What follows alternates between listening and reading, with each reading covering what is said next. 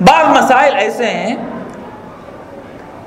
کہ حدیثوں میں دونوں کا احتمال پایا جاتا ہے. ہو سکتا ہے بعض حدیثوں سے ایک مسئلے کی تائید ہوتی ہو, دوسرے مسئلے کی بھی تائید ہو سکتی ہے, یعنی واضح نہیں ہے حدیثیں. اس کی مثال میں آپ کو دیتا ہوں. رفع الیدین کا مسئلہ ہے کب؟ نماز جنازہ.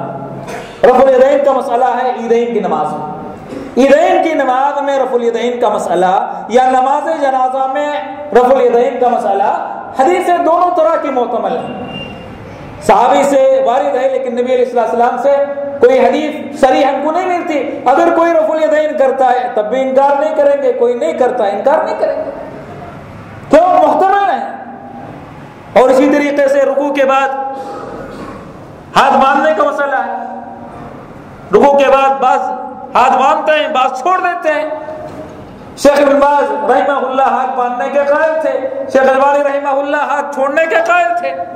امام احمد ابن حنبل رحمہ اللہ کے پاس ایک انسان آیا, سوال کرنے لگا کہ رکوع کے بعد ہاتھ باندھیں یا چھوڑ دیں. امام احمد نے کہا کہ چاہے تو باندھ لو چاہے تو چھوڑ دو, لیکن اس کی وجہ سے یہ کہنا کہ یہ گمراہ ہے ہاتھ باندھنے والا, یہ کہنا کہ ہاتھ چھوڑنے والا گمراہ, یہ بات صحیح نہیں ہے.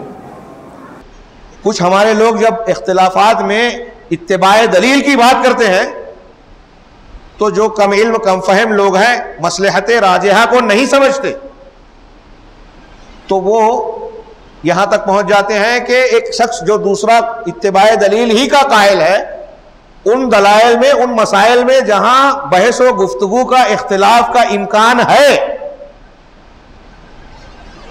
وہاں دلیل وہ بھی رکھتا ہے, یہ بھی رکھتا ہے, یہ بھی سلفی, یہ بھی سلفی, یہ بھی اہل حدیث, یہ بھی اہل حدیث. اب وہ ابن باز کے فتوے کو صحیح مان رہا ہے, وہی علامہ البانی کے فتوے کو صحیح مان رہا ہے. دونوں سلفی ہیں.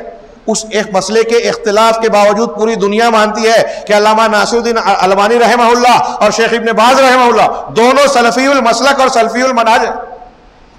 لیکن ہمارا بھائی جب لڑتا ہے مسئلے پر تو کہتا ہے دیکھیے اللہ کے رسول صلی اللہ علیہ وسلم کے صحابہ نے کیا کہا, کیا کیا فتویٰ دیا تھا.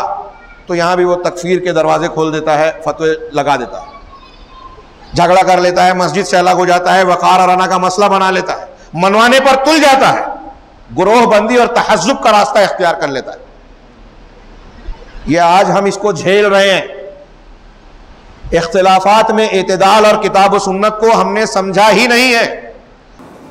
تو ایسے مسائل جس میں دلیل کے لیے دونوں مسائل کے لیے گنجائش ہے, دونوں مسائل کے لیے کیا ہے, گنجائش نکلتی ہے, تو ایسی صورت میں ہم کیا نہیں کریں گے, ایک دوسرے پر حکم نہیں لگائیں گے کسی اور ایک دوسرے پر انکار بھی نہیں کریں گے. اگر کسی کو اختیار کرتا ہے ٹھیک ہے اختیار کر لے, کوئی چھوڑتا ہے تو ٹھیک ہے چھوڑ دے.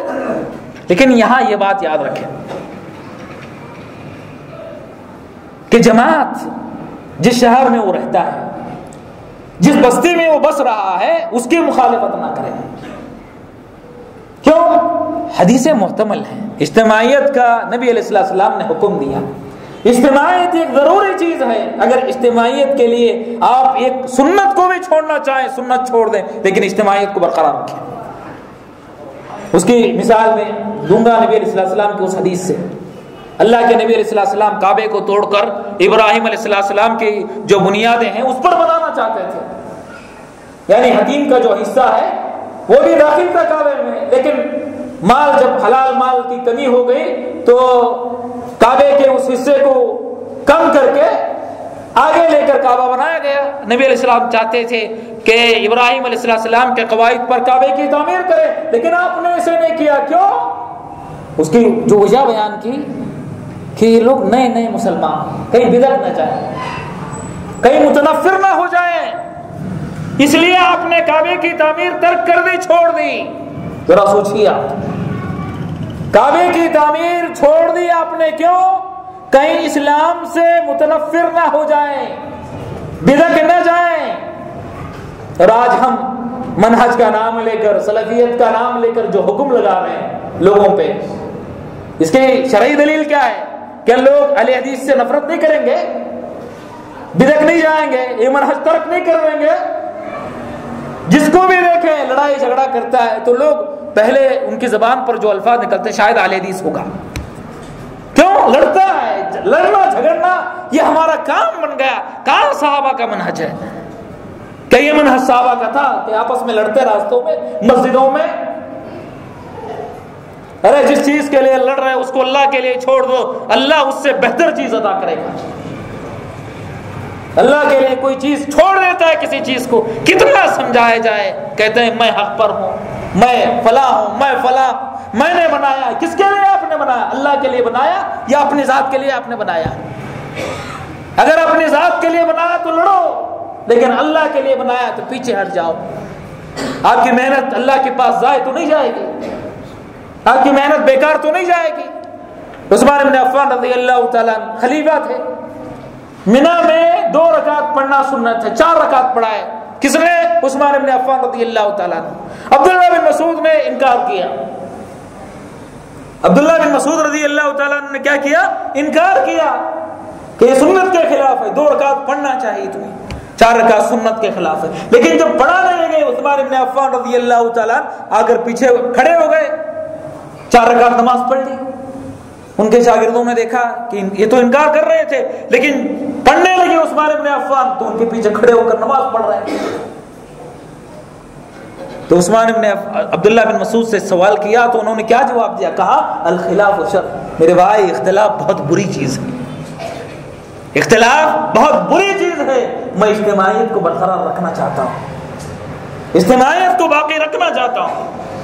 اور ایک اور مثال میں بیان کروں گا دور حاضر کی, آپ دیکھیں یہ جو چاند کا مسئلہ ہے, ہو سکتا ہے سنت کے مطابق ہو کہ پورے دنیا کا چاند ایک ہونا چاہیے, ہو سکتا ہے. اور مخالفین کے بھی دلائل ہیں جو اختلاف مطالعے کے قائل ہیں کہ ہر ملک کا الگ یہ ہے, اس کے حدود ہیں. 2 اقوال ہیں علماء کے. مان لو, فرض کر لو کہ یہی صحیح ہے. کیا صحیح ہے؟ فرض کر لو کہ دنیا کا ایک چاند ہونا چاہیے. تو کیا اس کی وجہ سے جو شہر میں اجتماعیت ہے اس کو چھوڑ دیں گے؟ مسلمانوں کا یہ اجتماعیت کا مسئلہ ہے, صرف اہل حدیث کا نہیں, پورے مسلمانوں کا, پورے مسلمانوں کا. پورے مسلمان اگر کسی مسئلے پر اجتماع ان کا برقرار رہتا ہے تو مسلمانوں کو ساتھ دینا چاہیے, تعاون کرنا چاہیے خیر کے کاموں میں. یہ کیا کہ ہر آدمی اپنے 1.5 اینٹ کی الگ عیدگاہ بنا رہا ہے, جس کو چاہا چلا گیا, مذاق بن گیا. کافر مذاق اڑاتے ہیں کہ مسلمان دیکھو ان کی عیدیں نمازیں 2 دن ہوتی ہیں, بلکہ بعض مقامات پر 3 دن, ایک شہر میں 3 دن. کیا مذاق شریعت کا ہے؟ کس نے جائز قرار دیا؟ کس نے کہا علماء میں سے کہ شاعر کی مخالفت کرتے ہوئے تم اپنی الگ عیدگاہ بنا لو 2-4 آدمیوں کو دے کر؟ مجھے بتا دیں کہ کسی عالم نے فتویٰ دیا ہو. شیخ البانی رحمہ اللہ کس کے قائل ہیں کہ پوری دنیا کا چاند ایک ہونا چاہیے, اس کے قائل ہیں. لیکن شیخ البانی رحمہ اللہ نے آخر میں کہا کہ اپنے شہر کی اجتماعیت کو تم نہ چھوڑو, اجتماعیت کو برقرار رکھو. اپنے شہر کی اجتماعیت کو چھوڑ کر ہٹتے ہو, سنت کے خلاف کام کر رہے ہو. ایک اور اس مسئلے کو سمجھنے کے لیے ایک مثال دیتا ہوں میں آپ کو. مثال کیا ہے؟ آپ فجر کی نماز کے لیے آتے ہیں. فرض کر لیں کہ فجر کی نماز کھڑی ہو گئی ہے, جماعت جو ہے شروع ہو چکی ہے. اب آپ جماعت میں شریک ہوں گے کہ سنت پڑھیں گے؟ نبی علیہ السلام کی سنت کیا ہے؟ جماعت میں شریک ہو جائیں گے یا سنت پڑھنے کے لیے کھڑے ہوں گے؟ الگ سے جماعت میں شریک ہو جائیں گے. بعد میں جو سنت چھوٹ جاتی ہے وہ آپ پوری کریں گے. کیوں سنت کیوں نہیں پڑھیں گے آپ؟ اس لیے کہ ایک فرض, ایک واجب چھوٹ رہی ہے آپ سے. ایک واجب کیا ہو رہی ہے؟ فوت ہو رہی ہے. ایک واجب کی چھوٹ رہی ہے, تو ایک واجب کو چھوڑنے کے لیے کیا کریں گے آپ؟ سنت کو ترک کر دیں گے. اسی طرح اس مسئلے کو آپ سمجھیں, امت کا اجتماع واجب ہے, اختلاف حرام ہے. امت کا اجتماع کیا ہے؟ واجب ہے, اختلاف حرام ہے. اور یہ جو چاند کا مسئلہ ہے, یعنی پورے دنیا کا چاند ایک ہونا چاہیے, کیا ہے؟ زیادہ سے زیادہ آپ کیا کہہ سکتے ہیں اس کو؟ سنت کہہ سکتے ہیں, سنت کہہ سکتے ہیں. اس سے زیادہ کوئی حکم دیں گے؟ یہ سنت ہے. تو کیا ایک سنت کے واسطے ایک حرام چیز کا ارتکاب کریں گے آپ؟ ایک واجب کو چھوڑ دیں گے؟ اجتماع واجب ہے, اختلاف حرام ہے. میرے دوستو سمجھنے کی ضرورت ہے منہج سلف کیا ہے. منہج سلف سے اختلاف نہیں ہوتا ہے امت میں, یہ انتشار نہیں ہوتا ہے, یہ تفرقہ بندی نہیں ہوتی ہے. منہج سلف اس بات کی ہمیں اجازت نہیں دیتا کہ ہم آپس میں اختلاف کریں، تفرقہ بندی کریں اور اس کی وجہ سے امت جو ہے ٹوٹ جائے. اگر کسی مسئلے میں آپ کو اپنے بھائی سے اختلاف ہے تو اس کا یہ سلیقہ نہیں، یہ طریقہ نہیں کہ آپ اپنے بھائی پر حکم لگائیں اور اس سے بات کرنا ترک کر دیں، جدا ہو جائیں اور نفرتیں ایک دوسرے کے دل میں پیدا ہو جائیں. یہ طریقہ نہیں ہے. میرا وقت ختم ہو رہا ہے. ایک مثال بیان کروں گا میں اس مسئلے کی وضاحت کے لیے، اس کے بعد اپنی بات ختم کر دوں گا.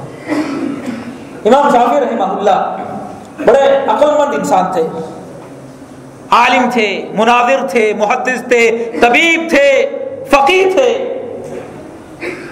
بہت بڑے امام اور دوسری صدی ہجری کے مجدد القرن الثانی امام شافعی رحمہ اللہ. یونس الصدفی اور امام شافعی رحمہ اللہ کا کسی مسئلے میں مناظرہ ہوا. کیا ہوا؟ کسی مسئلے میں مناظرہ ہوا. مناظرہ کب کرتا آدمی؟ جب ایک دوسرے کو اختلاف ہو. ایک آدمی کچھ کہہ رہا ہے، دوسرا آدمی کچھ کہہ رہا ہے. امام شافعی رحمہ اللہ اور یونس الصدفی رحمہ اللہ کا آپس میں مناظرہ ہوا، لیکن مناظرے میں کسی نتیجے تک نہیں پہنچ سکے. امام شافعی ان کی بات ماننے کے لیے تیار نہیں اور وہ جو ہے امام شافعی کی بات ماننے کے لیے تیار نہیں. مناظرہ کسی نتیجے کے بغیر ختم ہو گیا. امام شافعی رحمہ اللہ وہاں سے نکلے تو یونس الصدفی کا ہاتھ پکڑ لیا. ہاتھ پکڑنے کے بعد جو جملہ امام شافعی رحمہ اللہ نے کہا، وہ جملہ آج ہر مسلمان کو یاد رکھنا چاہیے. کیا کہا انہوں نے؟ ہو سکتا ہے کہ ہم مسئلے میں متفق نہ ہو سکے، کسی وجہ سے ہم جس مسئلے میں بحث کر رہے تھے، مناظرہ کر رہے تھے، اس مسئلے میں ہم متفق نہ ہو سکے. آپ میری بات نہیں مانے اور میں آپ کی بات نہیں مان سکا، لیکن کیا اس چیز کی وجہ سے ہم آپس میں ایک دوسرے کے بھائی بھی نہیں ہو سکتے؟ آؤ، میں اور تم دونوں بھائی ہیں، اگرچہ میرا اور آپ کا اختلاف برقرار رہے گا، مسئلے میں اختلاف اپنی جگہ، لیکن یہ ہماری اخوت میں کوئی اثر انداز نہ ہونے پائے. اس کی وجہ سے ہماری بھائی چارگی میں کوئی خلل نہ پڑنے پائے. ان کا ہاتھ پکڑا اور ان کو لے کر چلنے لگے. امام ذہبی رحمہ اللہ نے اس واقعے کو بیان کرنے کے بعد کہا کہ امام شافعی رحمہ اللہ واقعی بڑے عقل مند انسان تھے، عاقل انسان تھے، فہم صحابہ یعنی منہج صحابہ کو جاننے والے انسان تھے. اگر آج ہم میں بعض مسلمانوں میں اختلاف ہے، انتشار ہے، تو اس کی وجہ سے آپس میں ایک دوسرے کی محبت میں فرق واقع نہیں ہونا چاہیے، فرق نہیں آنا چاہیے. یہ جو فرق آتا ہے یہ منہج سلف نہیں، یہ منہج اہل حدیث نہیں.